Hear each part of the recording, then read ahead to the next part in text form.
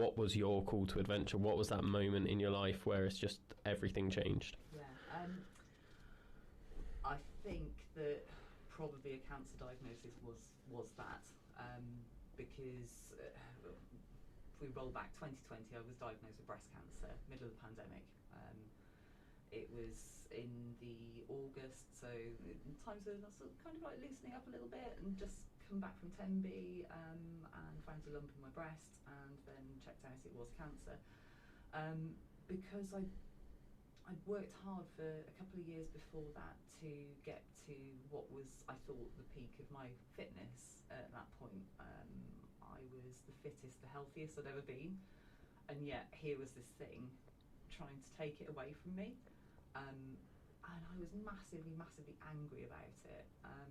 And I thought, I've got to do everything that I can to fight for my fitness, to fight to get it back, potentially, because I didn't know what lay ahead of me in terms of what I'd have to go through, and how that would leave me afterwards, which I think is also a big thing.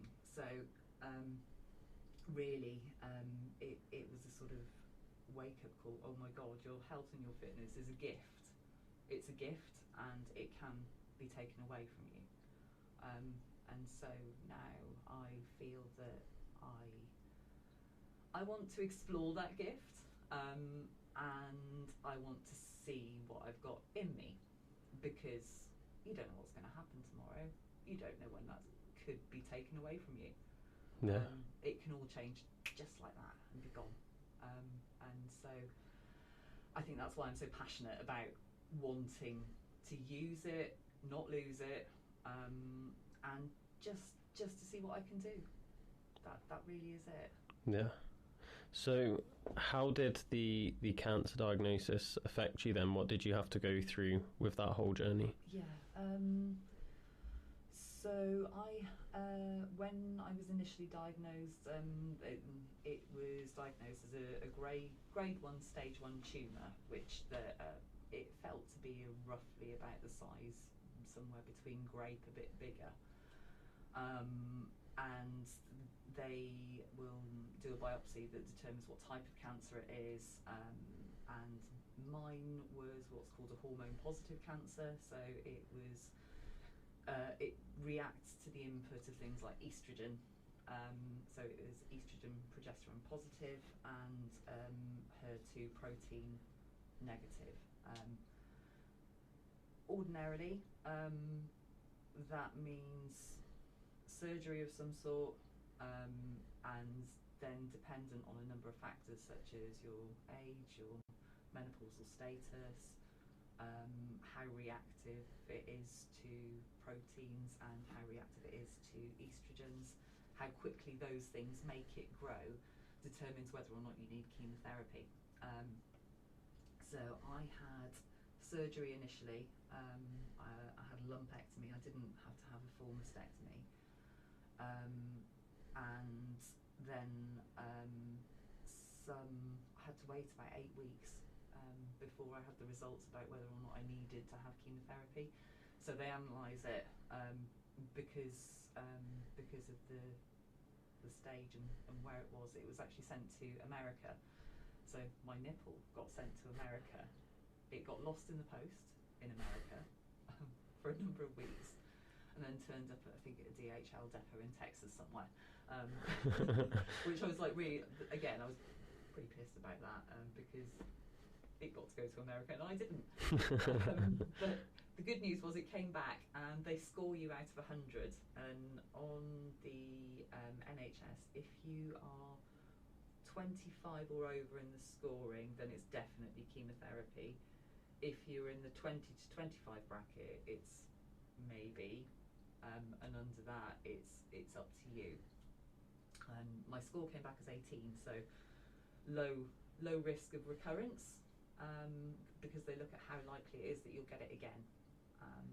And my score came back as 18, and they gave me the choice: did I want to throw everything that I could at it or not? And I had quite a frank conversation with the oncologist where I said, look, chemotherapy is basically you poison someone, you poison someone as far as you possibly can poison them without killing them, so as to kill that disease and any residual cancer that may be floating around as a cell, a developing cell in their body. And it can have permanent effects for some people. Some people will never get back to the full stage fitness. And so given the choice, I said, no, I won't, thanks. I don't know whether that's the right choice or not. It's something that I'll live with. Yeah. Who knows? So again, there were other elements of treatment that I was offered. Another one called Zoladex, which basically shuts down your ovaries. Again, a source of estrogen, because they don't want any more estrogen floating around in your body that could potentially turn into cancerous cells. And I declined that as well. Again, I don't know whether that's the right decision or not, but it was right for me at the time. Yeah. Have you had any side effects of like post-treatment, anything that's sort of affected your day-to-day? Yeah. So active, they categorise treatment into different ways. They have your active treatment, which is your chemotherapy, radiotherapy. I had 3 weeks intensive radiotherapy, and that sort of covered like neck down into ribs through armpit. And again, lots of things that you don't realise about it, like as well as like it radiating the front of you. If you're not heavily built, it comes through your back, and so you get like a radiation mark coming straight through the other side. So some skin issues from that. Scar tightness, I still get aching scars now. Cold weather, if I've trained a lot, tightness and scars. And I'm also on an adjuvant treatment for 10 years from the end of my radiotherapy, which means that I take daily tablets called tamoxifen. They block estrogen receptors, so effectively if there are any estrogen cells floating around, they can't make the link with a receptor cell to make a new cancer. That's the idea anyway. It's a nasty drug. It's not nice. It's meant to be that every brand has the same active ingredient, tamoxifen, but a lot of people that have to take it will tell you that you can go from one brand and have pretty much not many side effects, or try a new one and then all of a sudden you've got gastric issues, you've got hot flushes, you've got migraines. For me, the biggest impact that I've got is it affects my joints. So I can't, when I stand up and down, I creak. It's like, my knees creak, my elbows creak, my joints hurt. It has an effect on your training. I can't do a push-up the way that I used to, which annoys me because my elbows won't do it anymore. I can't squat like I used to because my knees won't do it, which annoys me. And I don't know whether now I will ever, when there comes a time when I'm not on that drug anymore, if it will get better. Yeah. Or if that's it now. I don't know. Does it affect your running as well? It must do to the effect that it affects my joints. Yeah. Yeah. That is incredible considering what you're now doing. Yes. Yeah. 100 miler is hard enough without bad joints. Without aching, yeah. Yeah, that is phenomenal that you're still just pushing through, like so many people probably just wouldn't.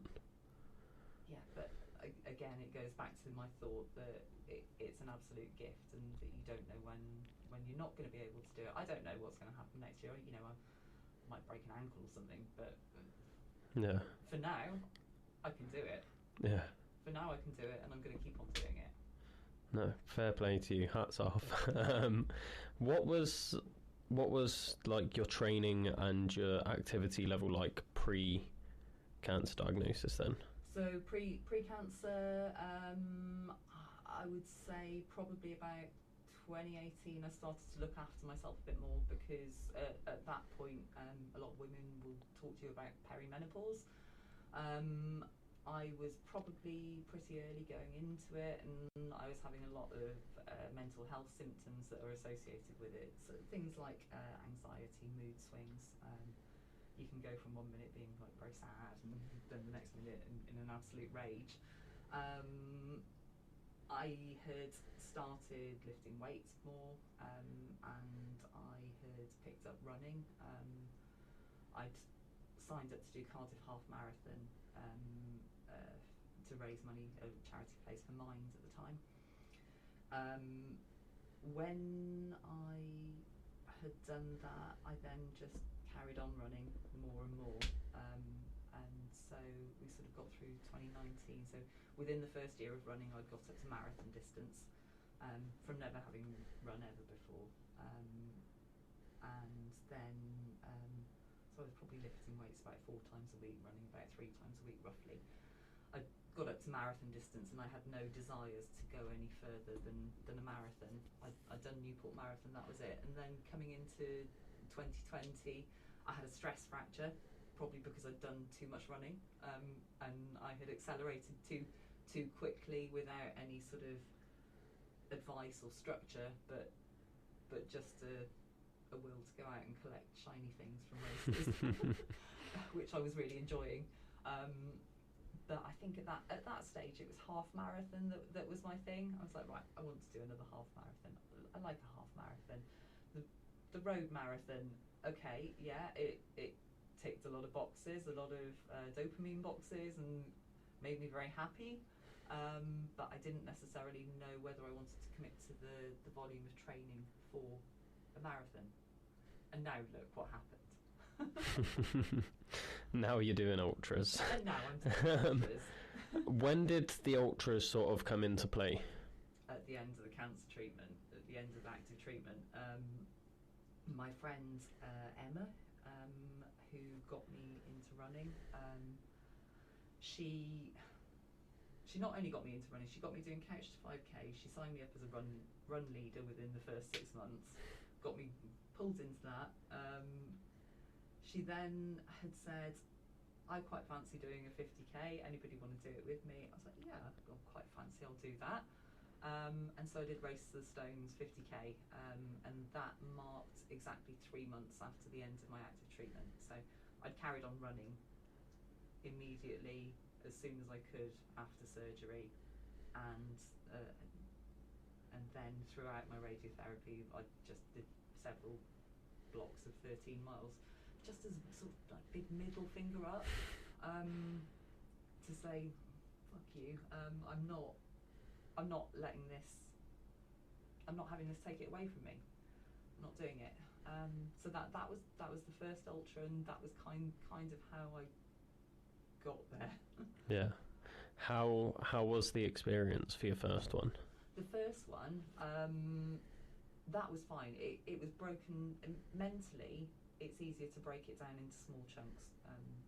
No doubt people will say break it down into between the checkpoints, but that I think that if you'd have told me that I would sign up to do 100k having done 50k, I wouldn't have believed you.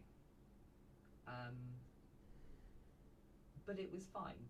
You know, we got to the end. It was a long, hot day. Yes, we were tired, but yes, it was a fun day out. We had a good time. We chatted, we laughed, and we got it done in the daytime. But then that next stage, when you go up the distance, that's when things really change. Yeah. When did you then up the distance if you wasn't keen after your first one? I think, had I already booked in? Yeah, so the 50k is roughly about 31 miles ish, and I had booked onto the Pegasus Bogan that year. That year, because of COVID, it was in the August bank holiday. So that was my first 40 miles, and that didn't put me off either. And I think that just fueled it really. So I think that's what's to blame for dropping the distance. I can't remember when it was that I signed up to do 100k.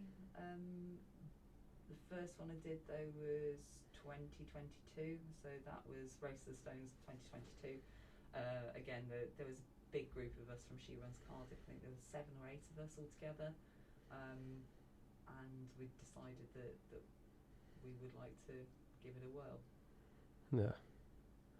How did it go? Yeah. That sums it up. Yeah, it went. It went. We all went out. As a group, we work really well together. We will. I guess we all sort of like adopt different roles. You know, some will be keeping the mood up. Some will be on the timer saying, right, buzzer's just gone off. Let's eat or drink something. It worked really well, and you know, Sam, Amy, I still run with them now. They did the Epona as well, Sharon as well. So we're a group that works pretty well together, basically. So there were no major issues. You know, there were obviously injury niggles, feet issues, that kind of thing, but on the whole, we got to the end and we were absolutely buzzing from it, and obviously not put off, because then we decided to do the same again the following year. Do you always do these events as a group then, with She Runs? I have done, and it's something that came into play at the Epona, because we had gone out as a group of 5, and with realistic expectations though, to sort of say, right, okay, we appreciate that we are a group of 5 women. 5 women faff a lot. Unless you can coordinate your faffing, that faffing can take a lot of time. And when you're against the clock, ultimately that one is against the clock. Most of the Pegasus events are not, but this one had to be. We had said that we would try to keep together as best we could, and if we split into 2 smaller groups, that would be fine. And that's what we did. But when Sharon and Catherine had to pull out through illness and injury, I was on my own. I was like, oh shit. I hadn't mentally prepared for that was a possibility, which I should have. You know, every time we go out to do something, it's a learning experience at the end of the day. And I think that perhaps I should have really thought, okay, this is something that I need to see where I am on my own.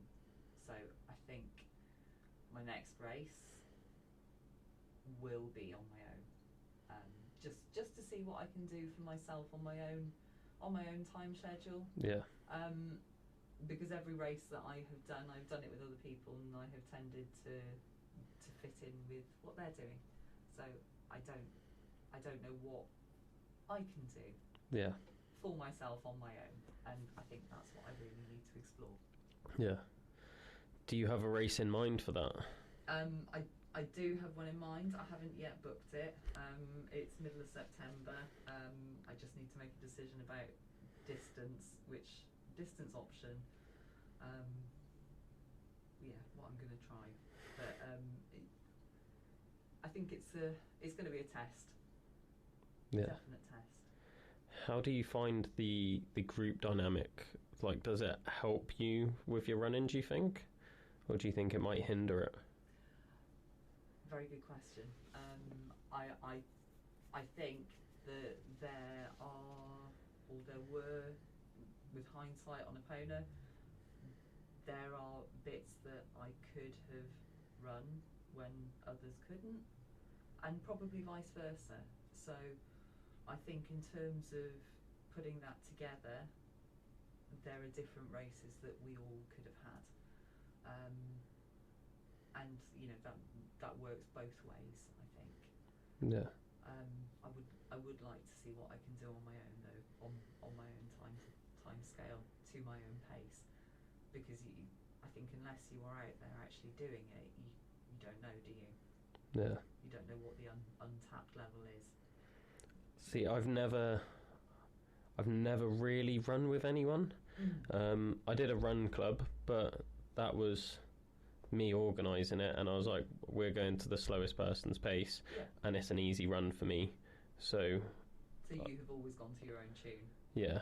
And then I think I've been running. I ran with Jenks and Lee, but again, that was just a nice, easy run. It's not an event. We were just running around Barry, having a bit of a laugh. Yeah. So it's been very rare that I've actually just run with people. I've never done an event with anyone. Yeah.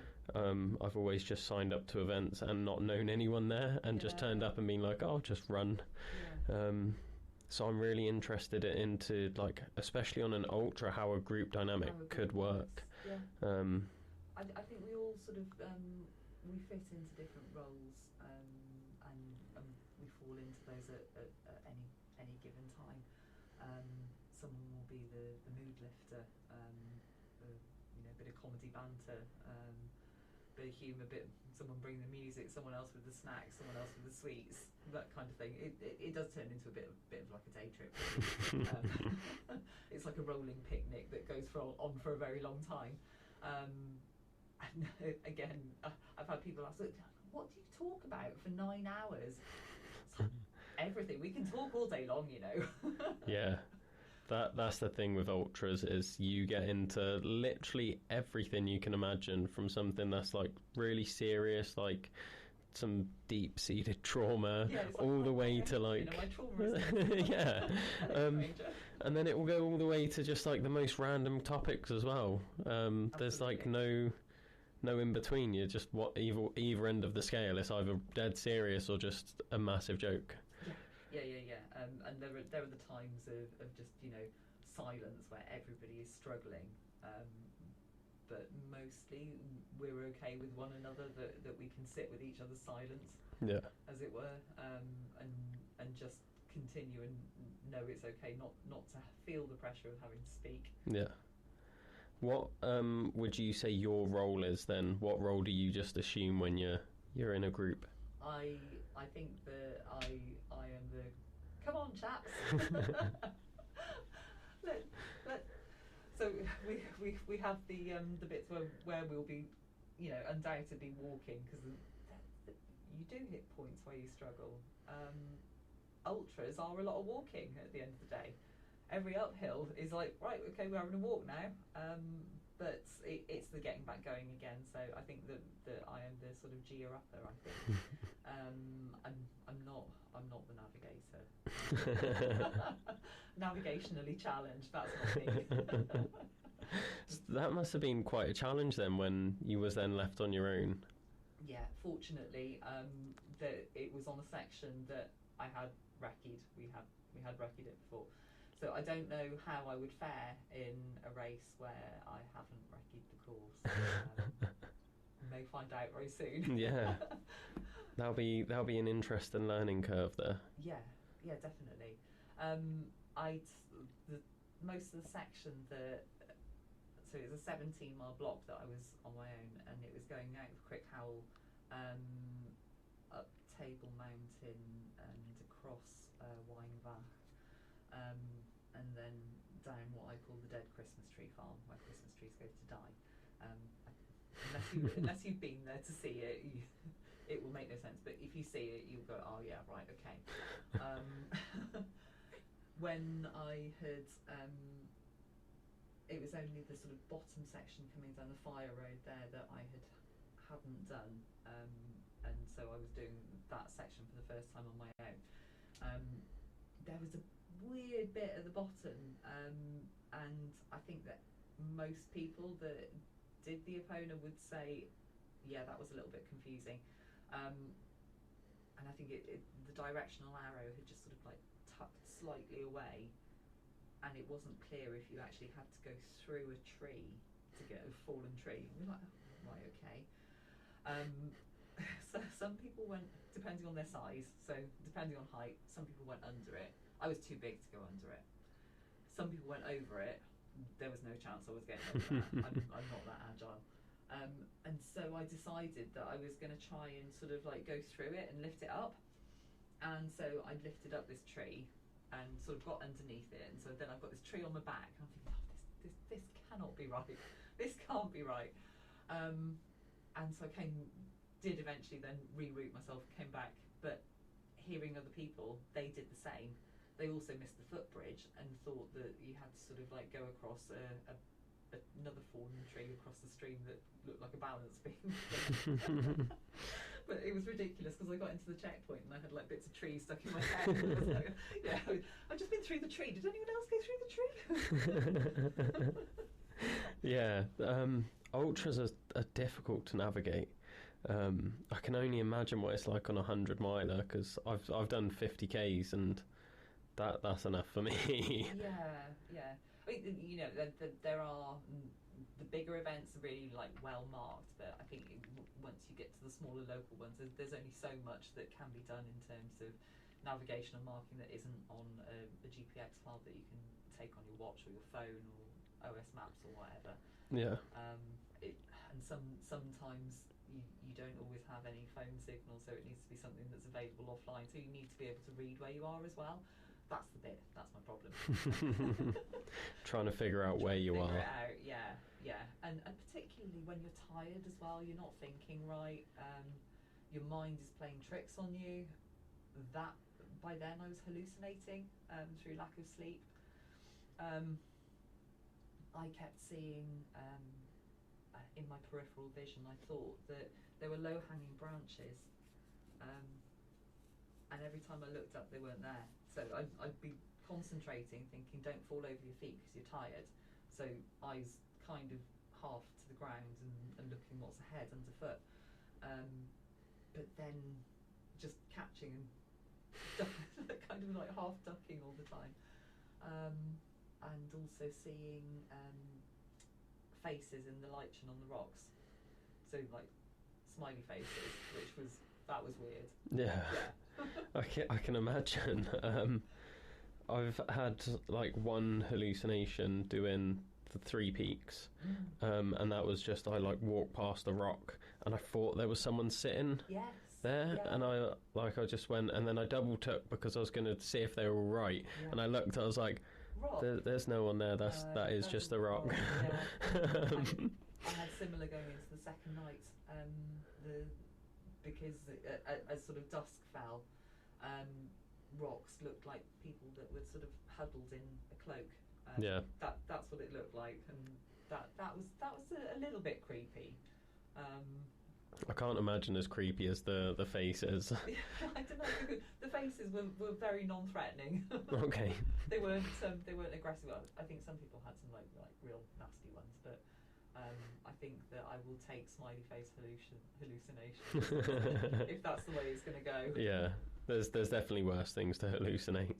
Absolutely. I always think back, I listened to a Courtney DeWalter podcast. Yep. She's talking about seeing like a cello man and stuff in the woods, and I'm like, that is quite a cool hallucination to have. But also a bit creepy because if you can't hear any music and you're just seeing a man playing the cello but it's silent, what's going on there? Yeah, that would probably freak me out a bit. Might speed up the pace though, you know. Yeah. Threat. There we go. Maybe that's why you get faster. Negative split an ultra. Yeah, and I did do that actually. I think I will say a lot came down to having a pacer from the final few checkpoints that came with me. She was Frankie was pacing and crewing our team, and she picked me up and got me going again. Basically, she got me on a good uphill stomp, and then when I then saw Kev Madden, do you know Kev? Yeah. Kev told me at the next checkpoint then, so we were like 70 miles in, between 78 and 80 miles roughly, and he said the other two are 45 minutes ahead of you. You can catch them. And I was like, right, give it a go. And I was like woman on a mission then. And I ran, I think, probably my fastest times throughout the whole event from that point onwards, going over the top of Offa's Dyke. And I don't quite know where that came from, other than something lit the fire in my belly to give it a go and cut through what was obvious pain at that point. Yeah. Whenever I stopped to drink or just, fiddle, sort something out, you could see my shin muscles spasming. They're just like twitching away. From the last checkpoint, another friend of mine, Kate, turned up as a complete surprise. I caught them at that point at Lantoni Priory, and we all went together from there and hiked the last 10 miles. Yeah. But that was just grim. It was grim. There's so much more to think about in an ultra than a marathon. Like, thinking about it from what we've just spoke about, because in a marathon you just turn up, there's a course laid out, Yep. you run the course, and there's like water stations however far apart. It's like really easy to do in the sense of you are just running. Yeah. Whereas an ultra, you've got more nutritional needs that you have to heavily consider. Yeah. You've got the sleep deprivation, the navigation, potentially going through the night depending on the distance. Yeah. Like, there's so much more to it that I don't think a lot of people realise. No, the biggest thing, I think, if you don't fuel properly, that's where you're really going to come unstuck. If you're not fueled and hydrated, you can probably manage through painful feet, you can manage your pain thresholds, but if your body doesn't have enough sufficient availability to it to actually move, fire, stoke the engine, as it were, then it's just not going to work. I think that's probably the key thing. But like you say, a marathon, you're only maximum you're going to be out is what, about 5-ish hours, isn't it? Roughly? Yeah, 5-6 hours. Yeah. That's kind of where my marathon times sit. And you can get away with not having to eat real food. I did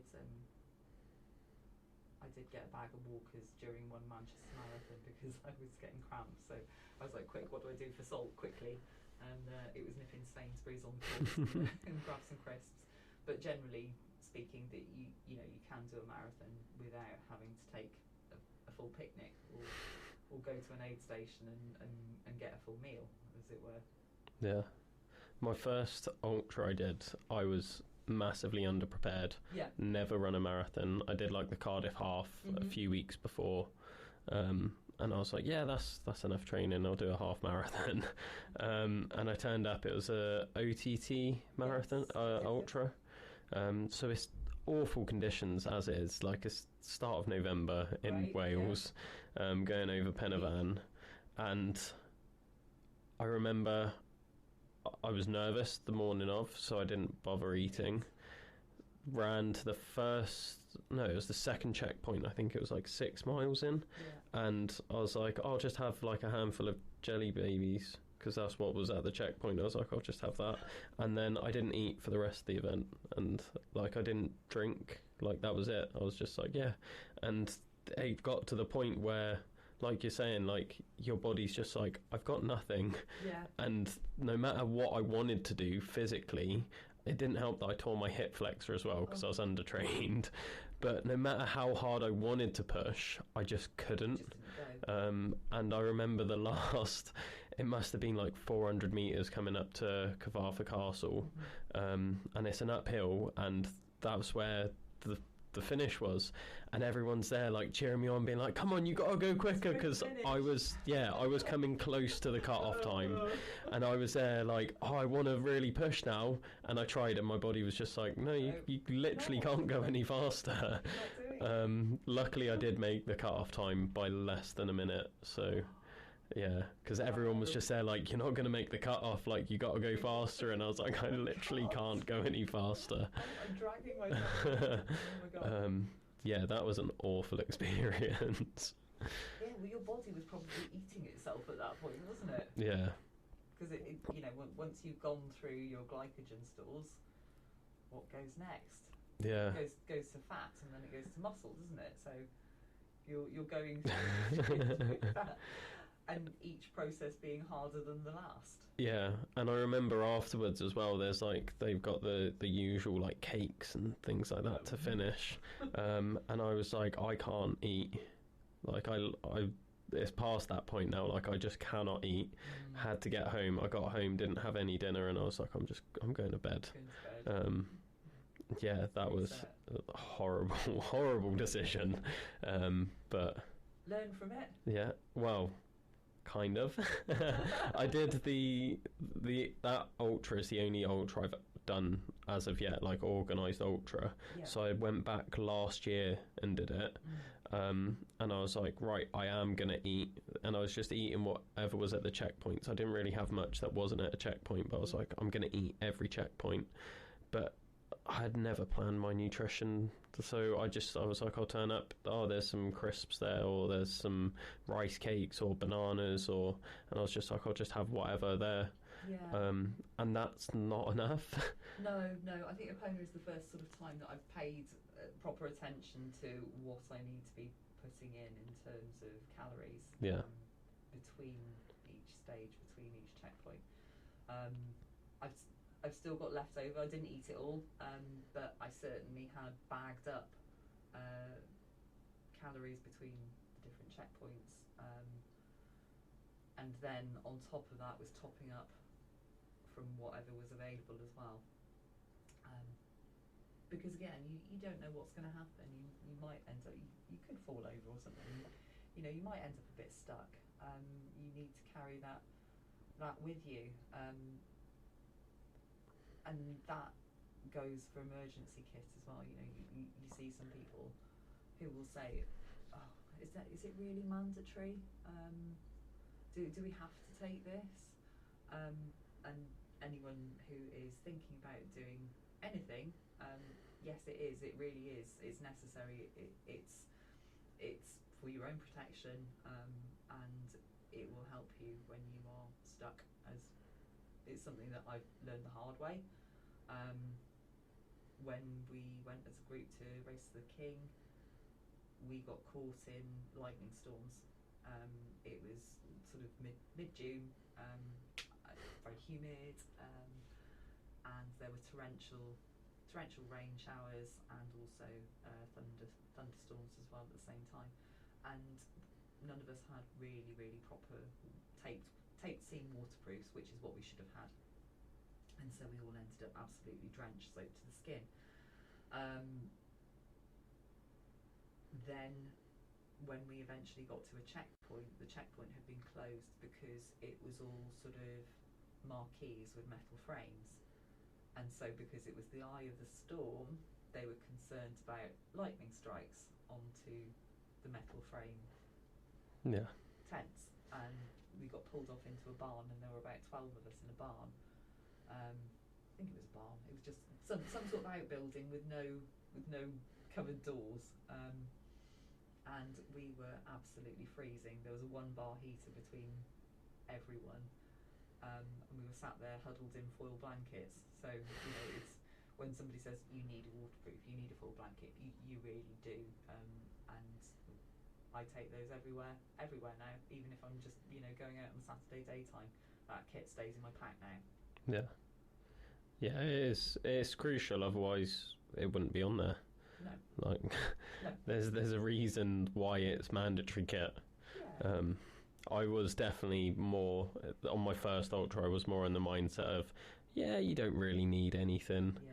just turn up and run, because that's what I'd done at the Cardiff Half. Yeah, and I'm guilty of that as well. You know, it's you don't realise until you actually need it, and by which point it's too late if you haven't got it. Yeah, definitely. It's something that, again, you just wouldn't think about on your first ultra, going from road running to trail running, because it's just like, road running, you just rock up and you just need your shoes, maybe some water, but there's water stations, so don't really need some water, but when you're on a hill with nothing for miles around, and the thunder's coming in around you, then it really does teach you those life lessons, as to how quickly things can change and go wrong. That particular instance, we should have had text messages come through from event control to say that if the thunder and the lightning were less than 30 seconds apart from one another, you should try and seek shelter in a building. And there were no buildings. We were on top of a hill. We were on a farm track. We were next to a metal fence. There was also the part of the message that said if the thunder and the lightning were less than 15 seconds apart, you needed to squat down with your heels together and throw your metal objects 20 feet away. It's like, right, okay. Bearing in mind that the thunder and lightning was about 7 seconds apart. Oh, jeez. With our poles. Do we have some nice poles? Nice metal poles to conduct a bit of lightning with, maybe. It did make us panic, but again, rightly or wrongly, we did not sit down on the ground with our heels together. We ploughed on, took the chance. Yeah. It paid off, so... Yeah, we got to the barn. Yeah. That must have been, like, terrifying at the time. It was terrifying at the time, yeah. I think we all sort of thought after that, hell, this is a real sort of, like, wake-up call. This is not messing around here, you know, we're not... The event that we're doing isn't a casualty. You are seriously, you're putting yourself in an element of danger, and that's probably part of the thrill of it. Yeah. Well, you keep coming back to them, so yeah. There's got to be something there that excites you more than scares you. Exactly. But I think it's important that you do things that do challenge you and scare you a little bit. And also to sort of push the boundaries of, okay, this might not be possible for me to get to the end of, because you don't know for sure until you're there doing it, and there are so many factors that can come into play. There are things you can control, things you can't. Control the things that you can, and everything else is percentage down to grit. Percentage down to determination. If all of those other things go right and slot in nicely, then that's where you are. But I think it's important to challenge yourself all the time, because where does growth come from otherwise? Yeah. How do we change? How do we advance? You've got a choice. You can either sit there as you are, like you said at the beginning. You can either stay there, or you can just see, right, okay, what's possible. Yeah.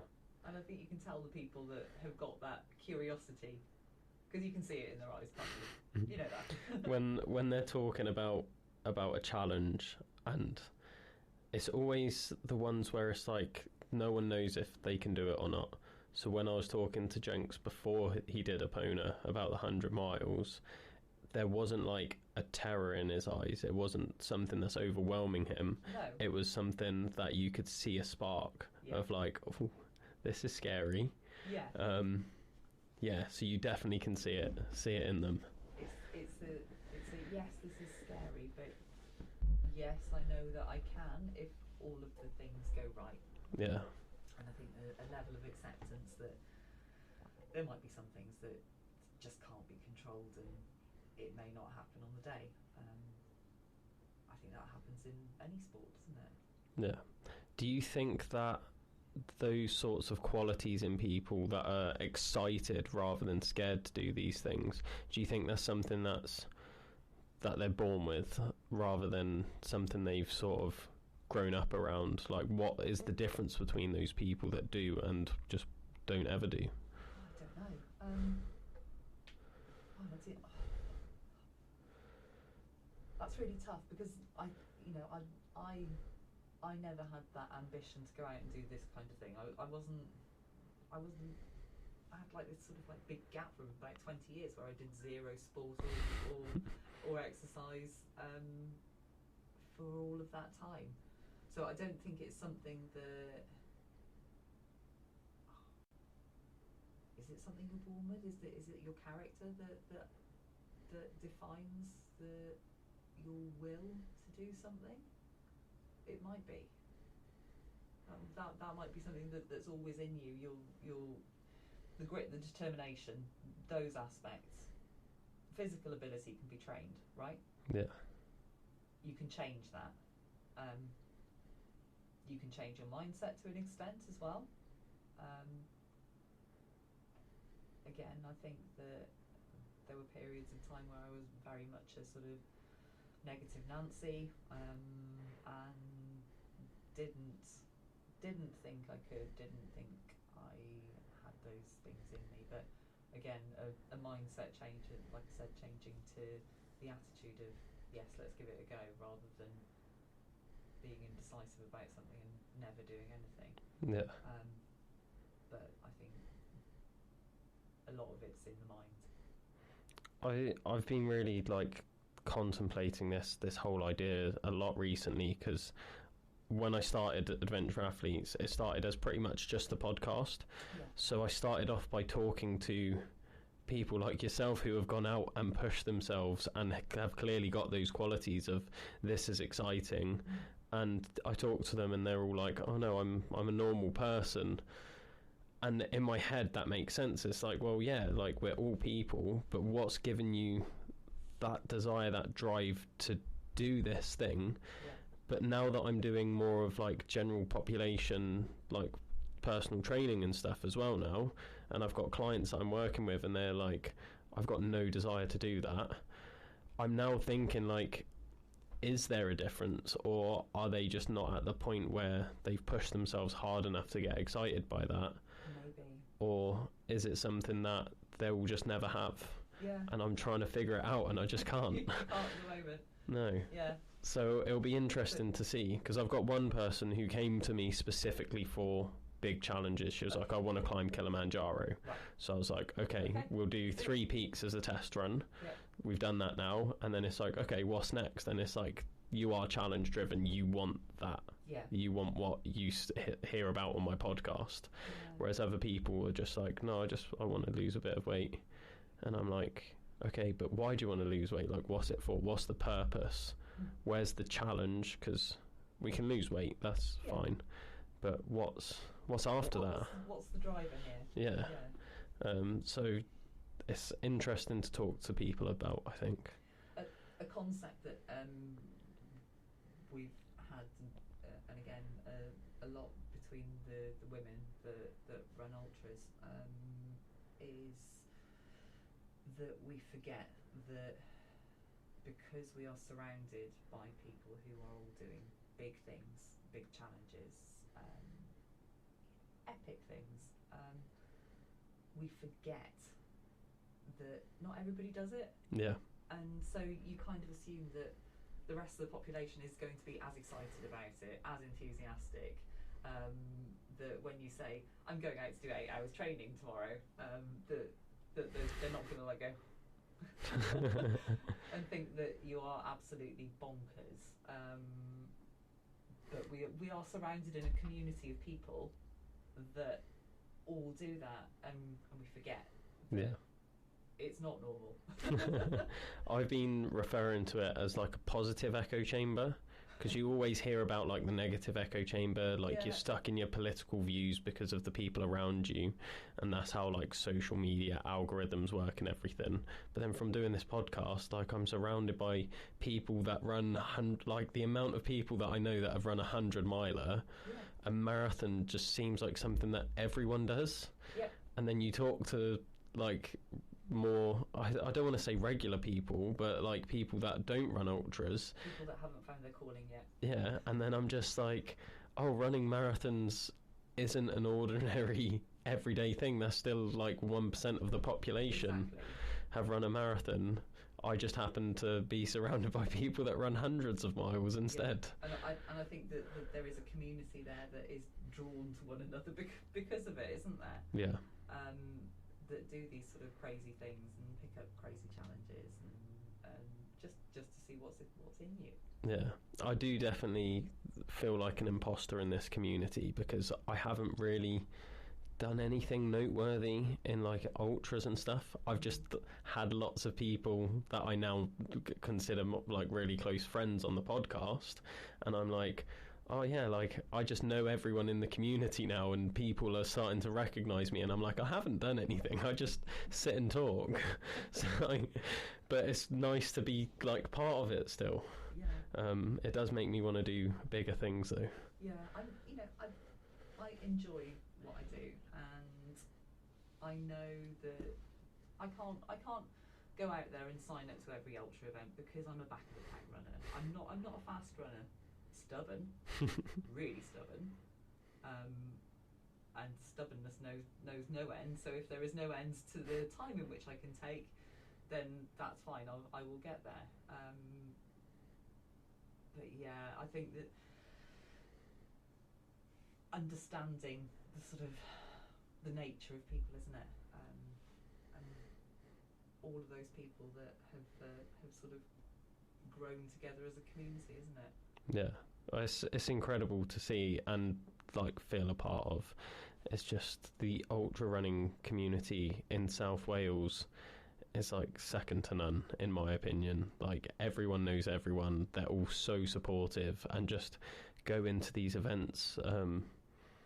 Like I've only been to a few and I've been to support some, but the amount of people that just go to support is incredible, and it's just like you're giving up like a whole weekend just to like maybe even just say hi to someone.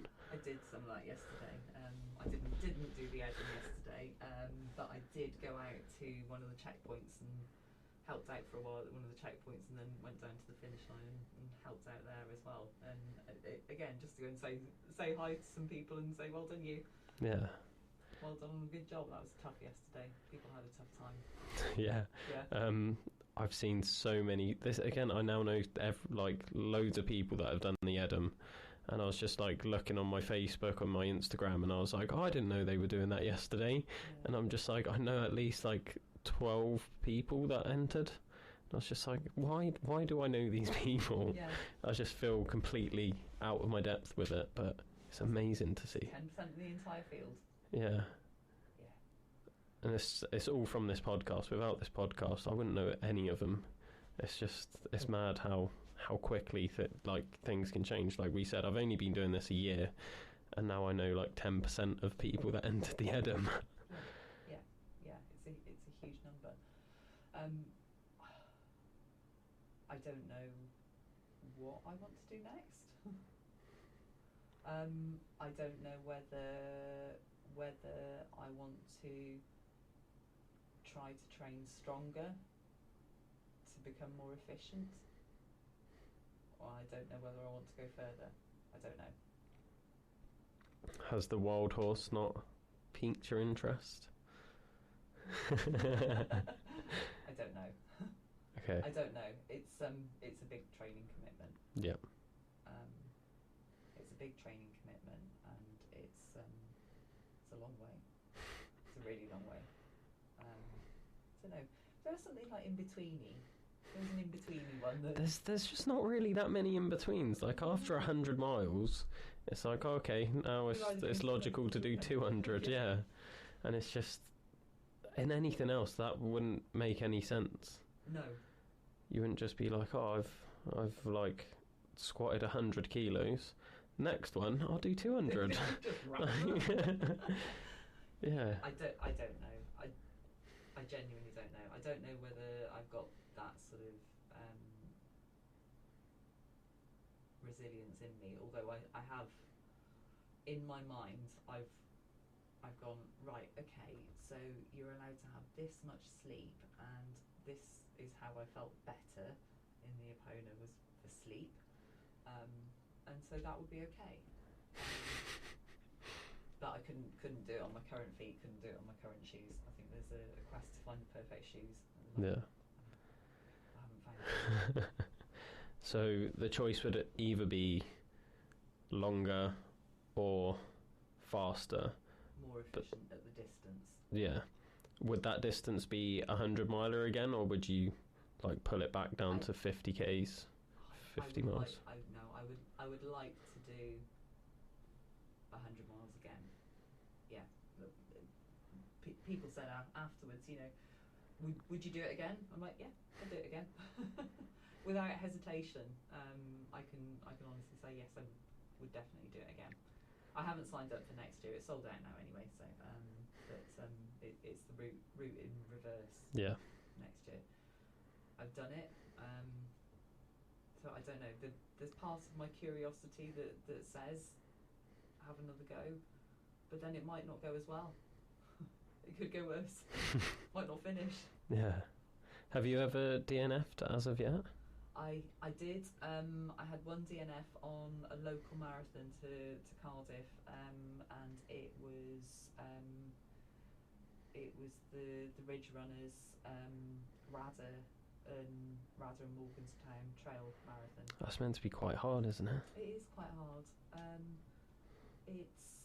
It's got the elevation, so I think it's about 4,500 feet of elevation, which is Ben Nevis essentially. Over 26 miles, and yeah, I timed out at the second or third checkpoint because I'd spent an hour lost in bushes wandering quite the rats. So I just got in a right old pickle. My watch was just going berserk at me, beeping every which way, telling me to turn this way, turn that way. There weren't any markers, people had moved them, and I just wasn't good enough at the navigation at that point to get it. And I had a choice. I could either not go to, because it was a clip marker one, I could either not go to the clip marker and mark my card, or go to the clip marker and then potentially time out, and that's what I did. So I wasn't able to make back the time in between there and the next checkpoint in order to get there. Yeah. So yeah, that I did go back and do that one again this year. I wasn't far off the cut-off. It was tight. It's a hard race, that one. Yeah. It really is. It really is. I don't think I'm going to do that one ever again. No offence. So when things are getting hard, because undoubtedly by the sounds of things they get hard every single race, Yeah. what gets you through it? Oh my god. So combination of things. It's like, I think ultimately it's the I am not going to let this beat me. That's the driver that gets me to the end every time. I will not let this beat me. That's what gets me there. I did cry on Epona. When I was on my own, I cried several times. I had a right old pity party on the side of the mountain. I felt very sorry for myself. Very sad. But yeah, that's what drives it. It's like, you know, come on, girl. What are you made of? What have you had to deal with in your life? And why on earth is this bit of running gonna stop you? Yeah. I think that you look at what you've had to endure, what you've been through, your past experiences, so the things that make your character. think that those are the things that will really sort of show your true mettle, and also to sort of mark the resilience that you've got in you that will allow you to continue. Yeah. I think that's where your true grit comes from, and it's not your physical body. It's in your heart, and I think that's what gets you through the tough times. Yeah. Do you feel like that's a mindset that you've developed after having your cancer diagnosis? Yes. Yeah.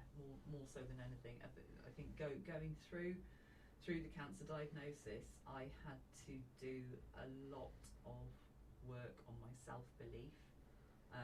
There were a number of challenges that I had to get through, being terrified of needles, terrified of surgery. Those were the two sort of biggest things. Next on top of that was the fear of the unknown, fear of dying, fear of not making it through, fear of not knowing what the future looked like, fear of what am I going to be left with, what life is this going to leave me with. I did a lot of work on myself. I had counselling, I went to therapy, I had hypnotherapy. I threw everything that I could at it. It was difficult. I was really very sort of distressed about what was happening, and I didn't know how to deal with it. And I think it's very difficult to get help with your mental health if you don't know where you need to navigate to. So if you don't know who to ask, if you don't know who to turn to, if you don't know what resources are available to you, it's very difficult to navigate through all of that. I managed it, and I did manage to get help, and I've always said that something that I want to do is try and make things a bit less shit for other people if they ever have to go through that. Yeah. So hopefully by speaking out about my personal experiences, it makes a difference to others, and again, and also to give some hope as well, for other people out there that have or have been through or are going through that experience, that there is another side to it, that there is potential recovery. I mean, touch wood, I never go there again. It's there right behind you, but touch wood, I never do.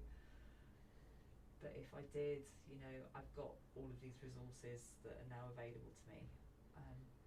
I also think in some way it has changed my life for the better. And I feel bad about saying that. I feel bad saying that